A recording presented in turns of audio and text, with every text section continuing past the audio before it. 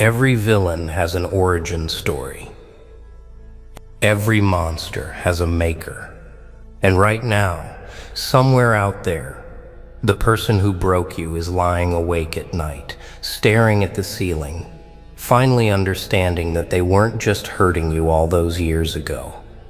They were writing. They were authoring something, crafting something in the dark, without realizing their cruelty had a purpose, far beyond their petty intentions. They thought they were destroying you. They thought they were putting you in your place. They thought they were teaching you a lesson about how the world works, about how weak you were, about how you'd never amount to anything without their approval, their presence, their permission to exist. But they weren't teaching you anything. They were building you. Sentence by sentence, wound by wound, betrayal by betrayal. They were writing the origin story of something they have no idea how to face now. And the book just got delivered to their doorstep. Let's go back to the beginning, shall we? Back to when it all started. Back to that first moment when they chose to break you instead of build you. That first cut, that first lie, that first time they looked at you and decided you were safe to destroy because you wouldn't fight back, because you trusted them, because your heart was still open and soft and believing in things like loyalty and love and human decency. They saw that softness, and instead of protecting it, they exploited it. That first wound wasn't random. It wasn't accidental. It was calculated. Maybe not consciously, but somewhere in their twisted psychology, they knew exactly what they were doing. They were testing your limits, seeing how much you'd take, measuring how far they could push before you pushed back. And when you didn't push back, when you absorbed that first blow and kept loving them anyway, that's when they knew they had found their victim. That's when they decided you were the one they could break without consequence. But here's what they didn't understand about that first wound. It wasn't just damage. It was data. Your system started recording. Your subconscious started taking notes. Something deep inside you began documenting every micro-expression, every shift in tone, every subtle manipulation they thought was invisible. They thought they were getting away with it. They were actually providing you with training material. Chapter 1 wasn't your destruction. It was your enrollment. Welcome to the academy.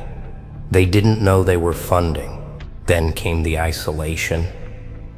Oh, this was their masterpiece of cruelty. They didn't just hurt you directly. They cut you off from everyone who might have helped. They whispered about you behind closed doors. They planted seeds of doubt in the minds of people who loved you. They created a narrative where you were the problem, the difficult one, the one who couldn't be trusted. And slowly, painfully, you watched your support system crumble. Friends stopped calling. Family started questioning. The people who should have protected you began looking at you with suspicion in their eyes because someone had been telling stories. Someone had been rewriting your reputation while you were too busy surviving to defend yourself. They isolated you because they knew isolated people are easier to control. Isolated people have no witnesses. Isolated people start doubting their own perception of reality because there's no one around to confirm that yes, what's happening to you is actually insane. But they made a critical miscalculation in Chapter 2. They thought isolation would weaken you. Instead, it taught you something invaluable. It taught you how to survive alone, how to be your own counsel, how to trust your own judgment when everyone else had been compromised, how to find strength in solitude that most people never develop because they've never been forced into the darkness without a flashlight. That isolation they engineered, It became your training ground for independence. They removed everyone so you'd collapse. Instead, you learned you were enough.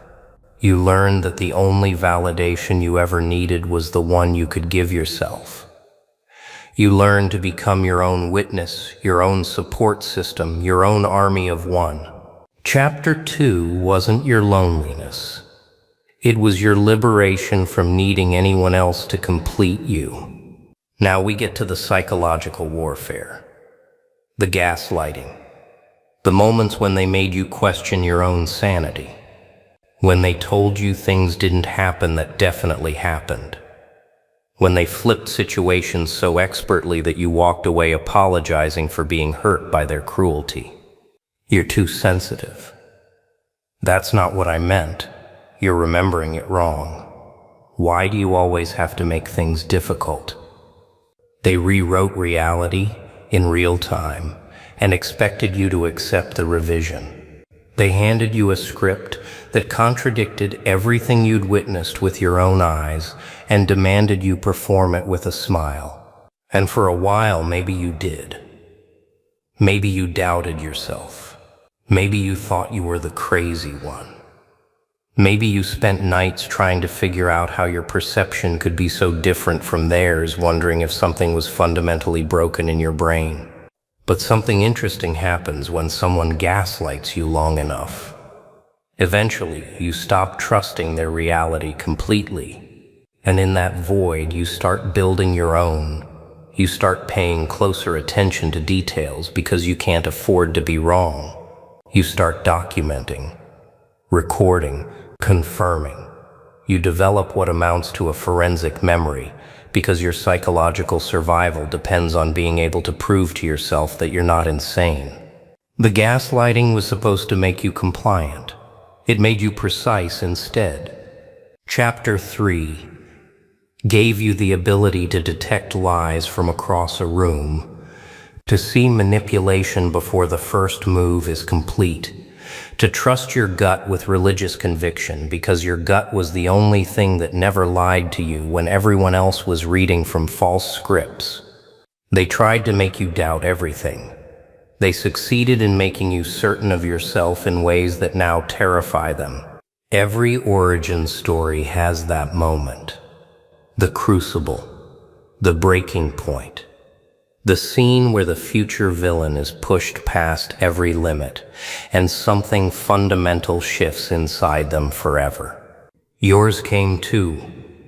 That moment when they pushed too far, said the unsayable, did the unforgivable. That moment when something inside you that had been bending for years finally snapped. Not broke, snapped. There's a difference. Broken things fall apart. Snapped things release energy. In that moment, something in you died. The part of you that still hoped they would change. The part that still believed in their redemption. The part that kept extending grace to people who used it as toilet paper. That part died screaming in the dark, and you held its hand and let it go. But death is never just an ending. Death is transformation. And in the ashes of who you used to be, something else started rising. Something they definitely didn't intend to create. Something that looked at the world through different eyes. Colder eyes, clearer eyes. Eyes that could finally see people for what they actually were, instead of what you hoped they could be. Chapter 4 wasn't your end. It was your metamorphosis.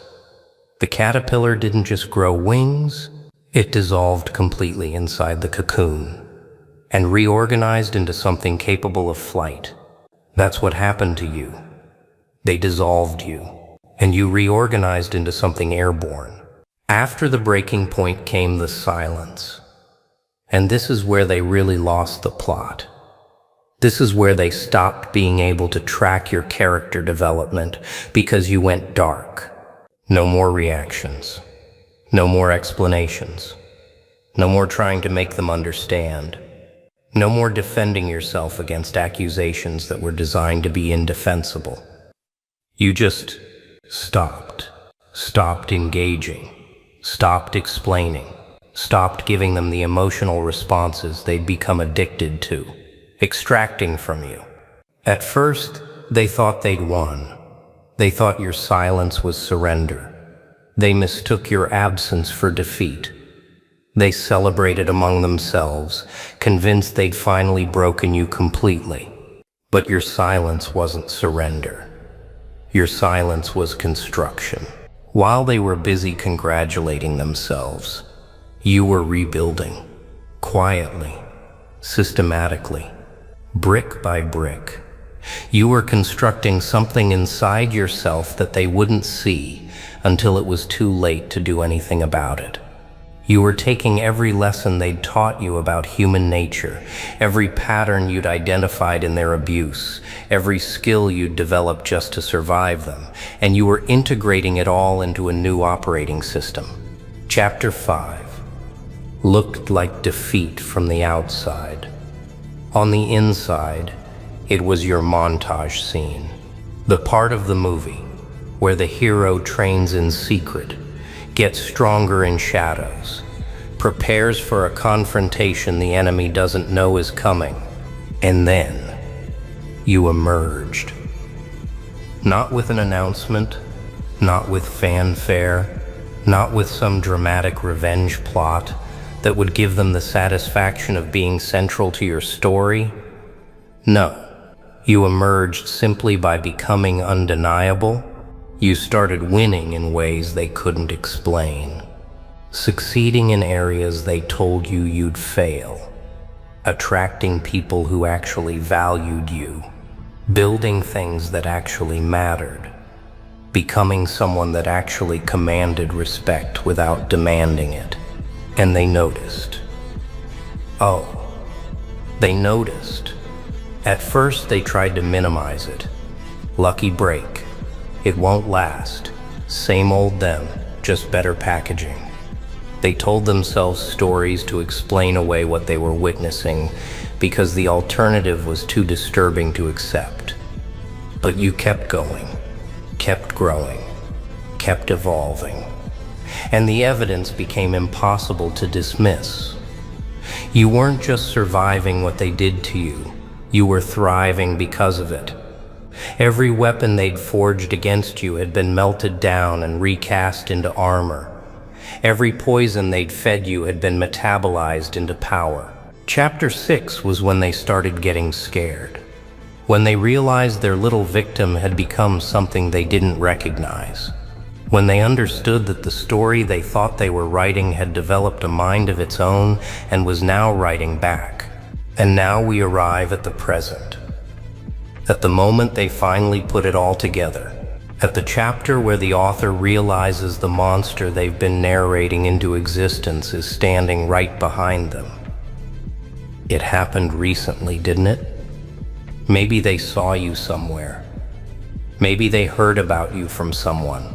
Maybe they stumbled across evidence of your new life online. Maybe they just felt it. The way prey feels predator eyes on the back of their neck. And in that moment, the full horror of what they'd done crystallized in their mind. They didn't break you. They built you. Every cruel word was a brick. Every betrayal was mortar. Every isolation, every gaslighting session, every moment they tried to diminish you was actually material for the fortress you now inhabit. They wrote your villain origin story, and they didn't even know they were holding the pen. And now they have to live in a world that contains what they created. They have to exist knowing that somewhere out there, walking around with their fingerprints all over its creation, is something that shouldn't exist. Something that survived conditions designed to be unsurvivable. Something that transmuted poison into power right in front of them while they were too arrogant to notice. Here's the beautiful irony of it all. They can't take credit for what you've become, because that would mean admitting what they did. They can't claim they made you strong, because they'd have to confess they tried to make you weak. They're stuck in this impossible position where the evidence of their abuse is walking around being undeniable, and they can't even complain about it without exposing themselves. Every success you have is a reminder of their failure to destroy you. Every milestone you reach is evidence of their impotence. Every time you win, they lose again, and there's nothing they can do about it, because doing anything would require acknowledging the story they wrote. They created you, and now they have to watch you exist. Have to witness you succeed, have to observe from whatever distance you've put between you as you become everything they said you'd never be. And the worst part for them? You're not even thinking about them anymore. That's the final twist in the story. The villain they created has moved on to bigger plots, has found larger purposes, has become so much more than a reaction to their small cruelty. You've transcended the origin story entirely. While they're still stuck in the chapter where they were relevant, you're writing sequels they'll never be part of. They wanted to be your ending. They became your beginning. And now they have to live with the knowledge that somewhere, something they broke is walking around unbroken. Something they tried to silence is speaking louder than ever. Something they tried to make small has become too large to ignore. You know what the most terrifying thing about origin stories is? They're just the beginning. Whatever you are now, you're still becoming, still evolving, still integrating lessons and growing capabilities and developing in directions they couldn't possibly predict. The story they accidentally authored isn't finished. It's barely started. And every chapter from here on out will be written by you, not them. They lost creative control the moment you survived Chapter 4. They lost the rights to your narrative the second you emerged from the silence with something new in your eyes. Now they're just minor characters in a story that's grown far beyond their imagination. Footnotes in an epic they'll never understand. So let them watch. Let them wonder. Let them lie awake at night, replaying every cruel thing they did, and finally understanding that they weren't breaking you down. They were breaking you open, creating space for something larger to grow, making room for power they don't have the vocabulary to describe. Every villain has an origin story. And yours was written by someone who had no idea they were creating the very thing that would haunt them forever. Not through revenge, not through confrontation, not through anything as small as the games they play. No. You haunt them simply by existing, simply by thriving, simply by being the living proof that everything they did was either meaningless or worse, instrumental in creating something they now have to fear. They wanted to write your tragedy. They wrote their own instead. And the book is still open. The pages are still turning. The story is still unfolding. But one thing is certain now, certain in ways that keep them up at night, certain in ways that make them check their locks and watch their backs and wonder if karma has a physical address. The person who broke you just found out what they actually created, and they'll spend the rest of their lives wishing they'd written a different story.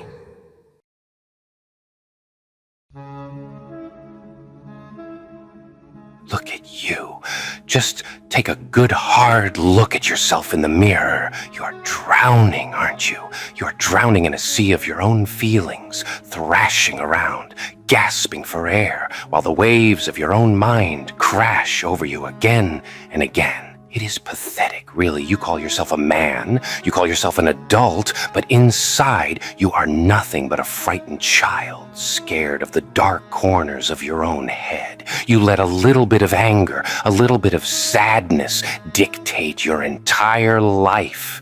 You wake up and you check your feelings like you check the weather, waiting to see if today is going to be a good day or a bad day, as if you have no say in the matter. You have handed over the keys to your kingdom to a chaotic storm that doesn't care if you live or die. You think this is normal. You think this is just how humans are built. You tell yourself that feeling this deeply makes you real, makes you authentic. But let me tell you the cold, hard truth that nobody else has the guts to tell you. It makes you a slave. It makes you weak. While you are busy crying over what went wrong or screaming at the sky because life isn't fair, the real masters of this world are walking right past you. They are taking what is theirs. They are building empires while you are building a cage out of your own emotions. But I am not here to just insult you. I am here to wake you up. I am here to show you that there is a way out of this prison, but you have to be willing to bleed for it. We are talking about mastery today, not just control, not just suppressing a tear when you want to cry. I am talking about total, absolute dominion over your soul. Master your emotions. It sounds nice, doesn't it? It sounds peaceful. But let me warn you, the path to mastery is violent. It is a war waged inside your skull. And most people, the weak ones, the ones you see walking around like zombies, they lost that war a long time ago. You see, emotions are biological. They are chemical signals meant to keep you alive in the Stone Age. Fear was meant to make you run from a tiger. Anger was meant to help you fight a rival. But you are not in the jungle anymore, kid. You are in a concrete jungle, and those same instincts that used to save you are now destroying you. When you get angry at a comment, when you get depressed because of a failure,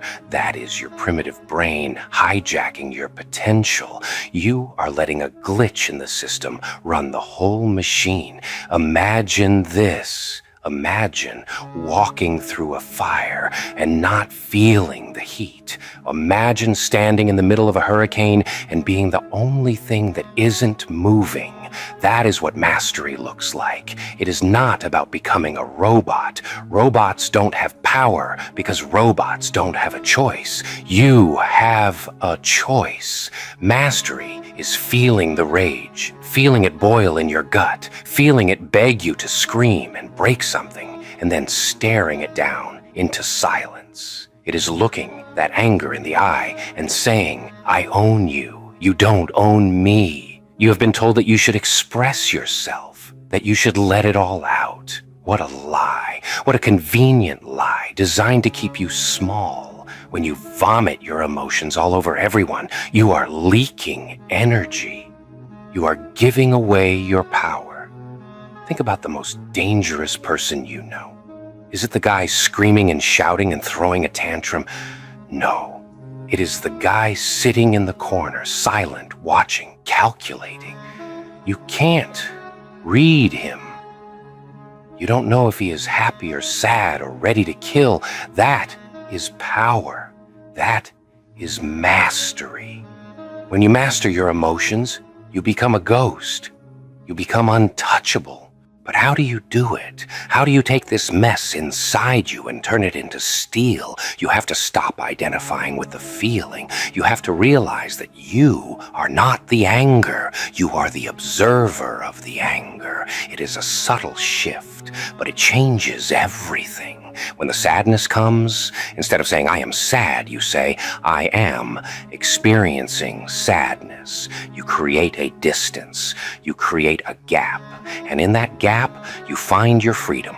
In that gap, you can choose. You can choose to use the anger as fuel. You can take that burning rage and channel it into your work, into your body, into your ambition. You can take that crushing sadness and use it to build a wall so high that nothing can ever hurt you again.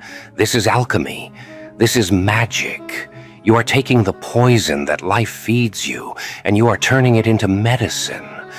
But don't think for a second that this is easy. The world will try to break you.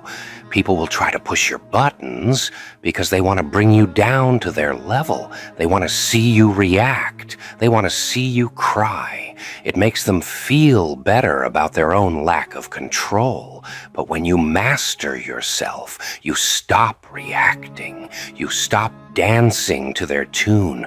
They will scream at you and you will smile. They will try to hurt you and you will look at them with eyes of ice. And that is when they will start to fear you, because they will realize that they have no power over you anymore. To master your emotions is to kill the part of you that needs validation. You are still looking for a pat on the head, aren't you? You want mommy and daddy and the world to tell you that you are a good boy. That is why you get so emotional. That is why you crumble when they criticize you. You have to kill that need. You have to strangle it with your own bare hands. You need to reach a point where praise and insults sound exactly the same to you. Just noise. Just wind blowing against a mountain. The mountain does not care about the wind. The mountain just stands. This is a lonely road.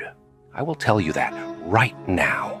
When you stop playing the emotional games that everyone else plays, you will find yourself standing alone. You will look at people and see them for what they are, puppets on strings, jerked around by their chemical impulses. You will see them falling in love, falling apart, getting offended, getting excited, and it will all look like a circus to you. You will be the ring master. You will be the one watching from the shadows, knowing that you can step in and take control whenever you want. But often, you won't even bother because you are playing a bigger game. You are playing for legacy. You are playing for destiny, and destiny does not have time for your feelings. Do you think the great conquerors of history stopped to cry about their feelings? Do you think the people who built the world sat around feeling sorry for themselves? No. They felt the pain. They felt the fear, and they swallowed it. They ate it. They used it to fuel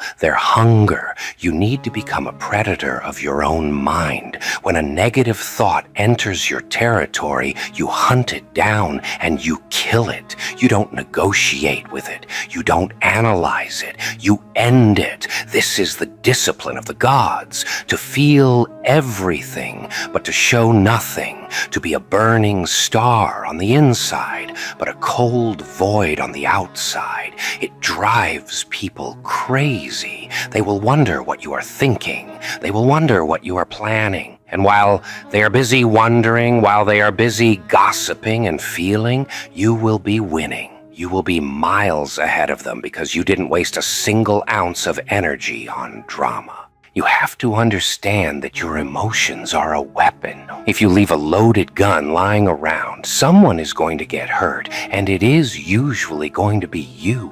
But if you pick up that gun, if you learn how to aim it, if you learn when to pull the trigger and when to keep the safety on, then you become dangerous. You become a force of nature. Use your anger to destroy obstacles. Use your fear to sharpen your senses. Use your sadness to understand the human condition so you can manipulate it. Nothing is wasted. Every tear, every scream, every moment of despair is just raw material waiting for you to forge it into something useful. The world is not kind to the soft. It chews them up and spits them out. Look around you. Look at the broken people. They are the ones who followed their hearts without taking their brains with them. They are the ones who let their feelings drive the car, and they drove it right off a cliff. Don't be another statistic. Don't be another casualty of your own biology. Rise above above it, transcend it. It requires a level of arrogance. Yes, you have to believe that you are better than your programming. You have to believe that you are the king of your own internal world. When you sit in silence, you must govern your mind like a tyrant. No unauthorized thoughts, no unauthorized feelings, absolute order, absolute control. It is a dictatorship inside your head, and you are the dictator. And let me tell you about the peace that comes with this. It is not the peace of sleeping. It is the peace of a sword resting in its sheath. It is a heavy, dangerous peace. You know what you are capable of. You know that you could unleash hell if you wanted to, but you choose not to. That is true virtue. Being harmless is not a virtue. Being harmless is just being weak, being a monster who has learned to control himself. That is mastery. That is what we are aiming for. So stop whining. Stop complaining about how hard it is. Of course, it is hard. It is supposed to be hard. That is why so few people do it. That is why the top is so empty, because everyone else is down at the bottom, crying in a puddle of their own making. Climb out of the filth. Wash yourself off. Put on your armor. The world is waiting for you to show up, but it doesn't want the fragile version of you. It wants the master. You have a choice to make tonight. You can close this video and go back to being a victim. You can go back to letting every little wind blow you over. You can continue to be a leaf in the storm. Or you can decide right here, right now, that you are the storm. You can decide that from this moment forward, nothing gets in unless you invite it in. No emotion takes the wheel unless you give it permission. It will be a daily battle. You will fail. You will slip. The beast inside you will try to break the chains, but every time it does, you tighten your grip, you stare it down again, you remind it who is in charge. Over time, the beast stops fighting. It learns its place. It learns that you are the alpha, and that is when you become free. True freedom is not doing whatever you feel like. True freedom is not being a slave to what you feel like. Take this seriously. Your life depends on it. Your future depends on it. The version of you that achieves your dreams is not the emotional wreck you are today. The version of you that wins is the one who has mastered the art of detachment. The one who can walk through hell with a smile. The one who can look at the chaos and laugh. So go ahead. Let them cry. Let them scream. Let them be human. You are going to be something more. You are going to be something better. You are going to be the master. And when you are standing on top of the world, looking down at the mess everyone else is in, you will realize that the pain of discipline was worth every single second. Control your mind, or it will control you. Master your emotions, or they will master you. The game is simple, but the stakes are infinite. Now, get up, dry your eyes, and go take what is yours, because the world doesn't give handouts to the weak. It only bows to the masters. But let's go deeper. You think mastery is just about holding back tears or clenching your jaw when you are angry. No, that is just the surface level. That is kindergarten stuff. Real mastery is when you can detach so completely that you can watch your own life like it is a movie. You are sitting in the theater, eating popcorn, watching the character that looks like you go through hell, and you are not panicked. You are analyzing. You are critiquing the performance. You are thinking about the next scene while everyone else is screaming about the current one. This is the level of separation that makes you dangerous. This is the level where you stop being human and start being a force of nature. They will call you cold. They will say you have changed. They will look at you with confusion because you don't laugh at their stupid jokes anymore, and you don't join in on their pity parties. Good. Let them be confused. Wolves do not concern themselves with the opinions of sheep. You see, most people bond over weakness. They sit around in circles and trade stories about how hard their lives are, validating each other's victimhood. It is a cult of misery, and the moment you stop playing that game, the moment you stop seeking comfort and start seeking power, you become a threat to them. Your silence insults them. Your calm makes them feel their own chaos.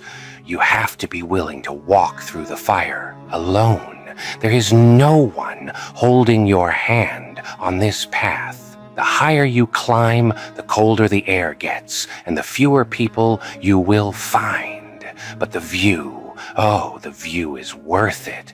When you are up there, looking down at the ant hill of society, watching people scurry around in panic over things that don't matter, you will feel a sense of clarity that is almost intoxicating.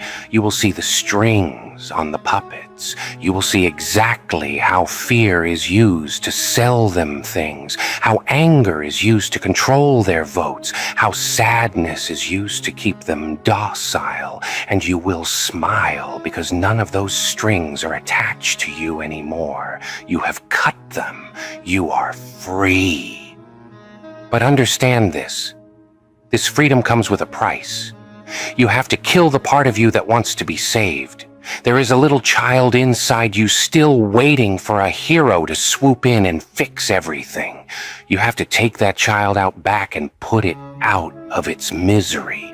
You are the hero. You are the villain. You are the savior and the destroyer. It is all you. If you fall, no one is coming to pick you up. If you break, no one is coming to glue you back together. That realization terrifies the weak, but it empowers the master. It means you have total responsibility, and total responsibility equals total power. Think about the time you waste feeling sorry for yourself.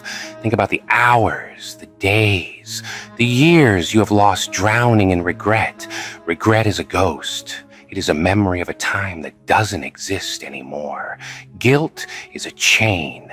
It ties you to a past you cannot change. The master lives in the eternal now. He looks at his mistakes, extracts the lesson, and discards the emotion.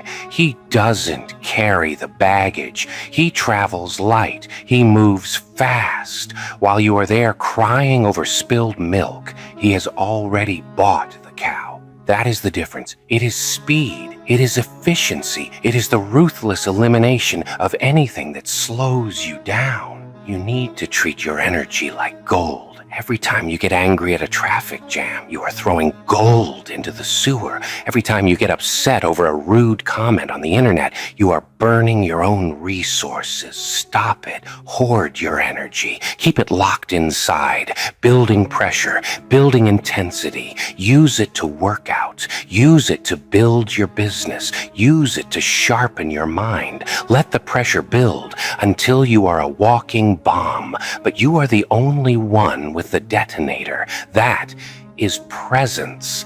That is why when a master walks into a room, everyone feels it. He doesn't have to say a word. The energy coming off him is palpable. It is the energy of a man who is in complete control of his own nuclear reactor. So, I ask you again, are you ready to let go of the drama?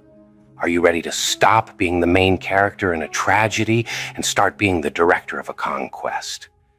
It is time to harden your heart, not to become evil, but to become strong. A soft heart is a target. A guarded heart is a fortress. You decide who gets in. You decide who stays out. And for most people, the drawbridge stays up. You protect your peace with violence if you have to. You protect your mind with a shield of absolute indifference to the chaos of the world. This is the end of the old you, the fragile you, the one who breaks. Say goodbye to him, bury him, The person who walks away from this video is a machine of pure will. You feel pain, but you use it. You feel fear, but you ride it. You feel anger, but you aim it. You are the master of the storm, the ruler of the void, and the king of your own soul. The world is going to try to test you. It is going to throw everything it has at you to see if you are really about this life. And when it does, you are not going to flinch. You are not going to blink. You are just going to look back at it with those cold, dead, focused eyes and whisper, "Try harder," because you have mastered your emotions. And once you have done that, there is nothing left in this universe that can stop you.